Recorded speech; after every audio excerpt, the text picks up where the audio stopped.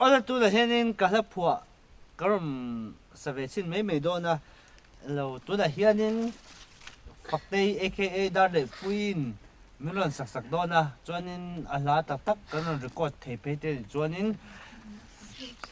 mình sắc sắc